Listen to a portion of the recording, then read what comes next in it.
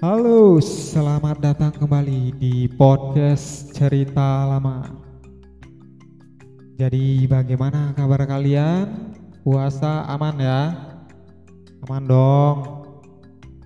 Ya, dalam episode kali ini kita akan bercerita tentang segitiga exposure atau dikenal dengan the exposure triangle dalam dunia fotografi. Jadi kawan, segitiga exposure atau the exposure triangle adalah istilah yang merujuk pada tiga elemen dasar exposure, yaitu aperture atau lebih dikenal dengan diafragma, disebut juga focal ratio, dilambangkan dengan huruf F pada kamera kalian ya. Ada juga shutter speed, dan selain itu ada juga ISO. Nanti kita akan bahas satu persatu. Tetapi perlu kalian ketahui bahwa ketiga elemen ini saling berkaitan dalam mempengaruhi proses masuknya paparan cahaya atau sinar ke dalam kamera. Jumlah cahaya yang mencapai sensor kamera disebut dengan exposure. Poin dari pengaturan segitiga exposure adalah menyeimbangkan intensitas cahaya yang masuk ke dalam kamera dengan tiga metode berbeda. Jadi maksudnya tiga metode berbeda ini kalian tidak bisa mengatur hanya satu saja. Ketiga-tiganya ini harus saling terkait ya, antara setting dari aperture sendiri, shutter speed, dan ISO-nya.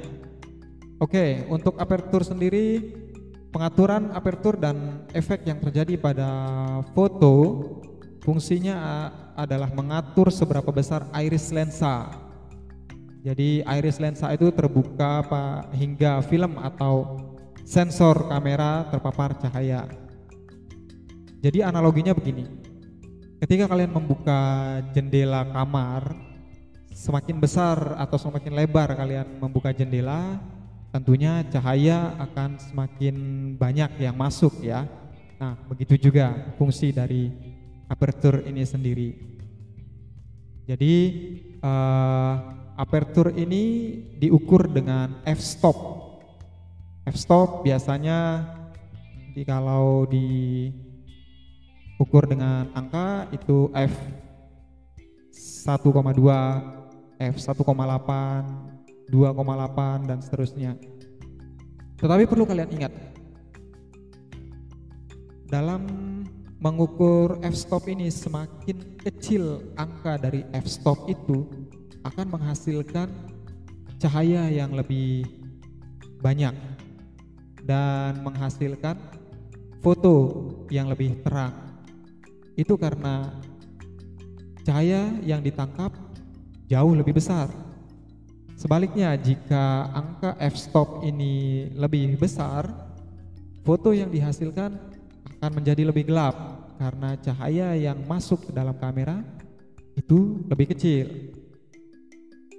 Nah, jadi bisa dipahami ya untuk diafragma atau focal ratio ini. Kita lanjut ke shutter speed.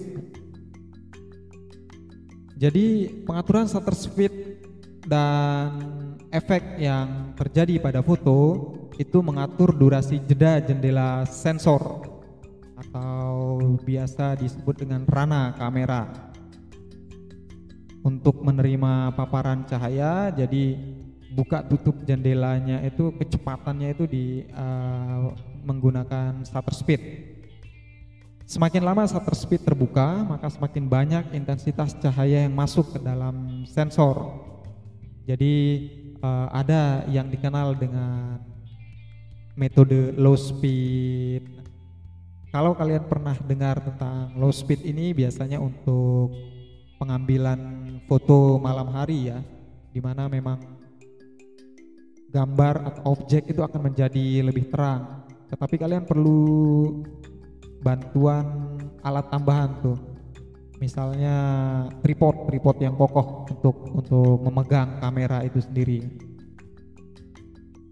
Ya, shutter speed diukur dengan satuan second ya atau detik dan dinyatakan dalam angka misalnya 1/250, 1/125, 1/60 dan seterusnya. Mungkin kalian juga bisa cari referensi lain nanti misalnya kalian googling atau membaca buku atau sharing-sharing di komunitas fotografi bisa juga. Atau nanti untuk membahas lebih jauh kalian bisa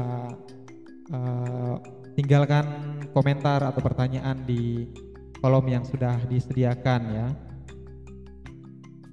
Shutter 1/250 detik misalnya menunjukkan semakin cepat jendela sensor membuka lalu menutup kembali. Sedangkan setengah detik itu menunjukkan semakin lama jendela shutter menerima paparan cahaya. Jadi bagi kalian yang ingin mengambil objek bergerak dalam kecepatan tinggi, misalnya kalian mau mengambil foto pelari ya, tentunya kalian membutuhkan angka shutter speed yang lebih besar. Tapi ingat, kalian akan menerima hasil foto yang lebih gelap nantinya.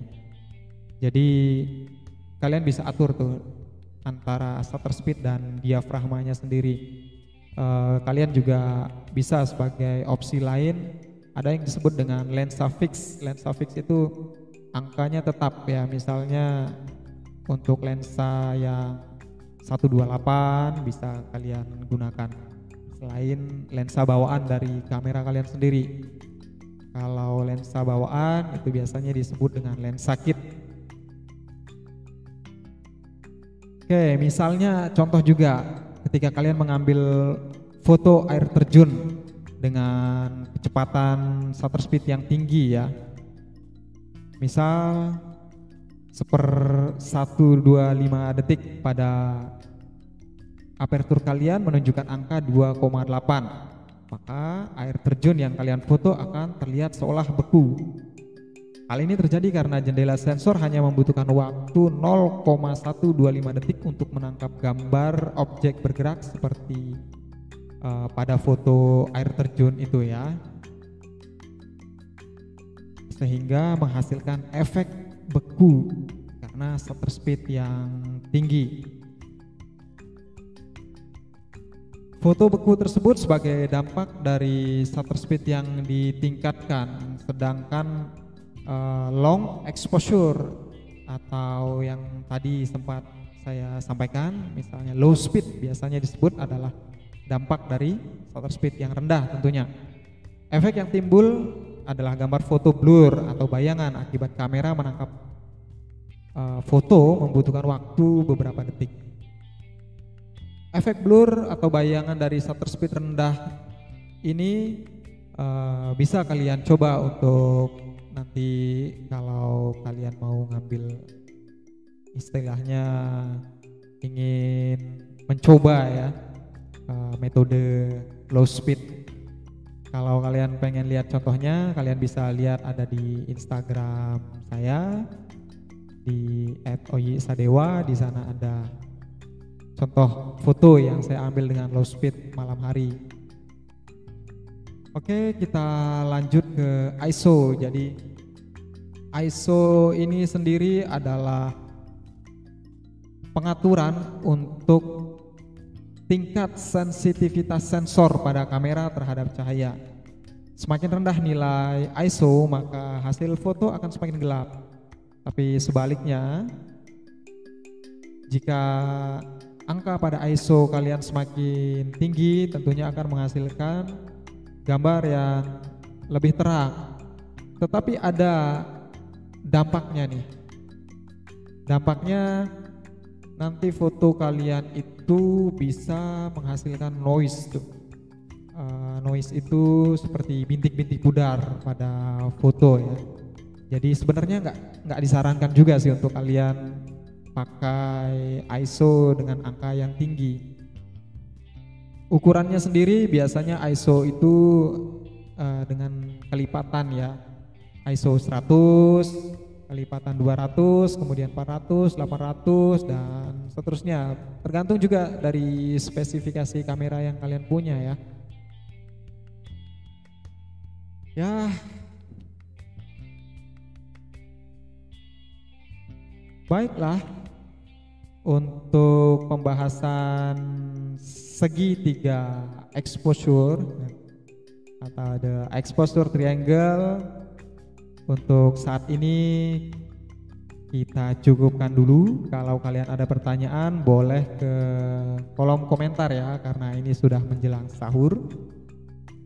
Pada episode berikutnya mungkin kita akan membahas atau bercerita tentang beberapa jenis atau kategori dari fotografi. Terima kasih buat kalian yang tetap stay tune di podcast Cerita Lama, karena tanpa kalian podcast ini bukan apa-apa. Tentunya saya sangat mengharapkan support dari kalian dengan memfollow akun podcast Cerita Lama atau Oyi Sadewa hanya di Spotify. Terima kasih, tetap semangat.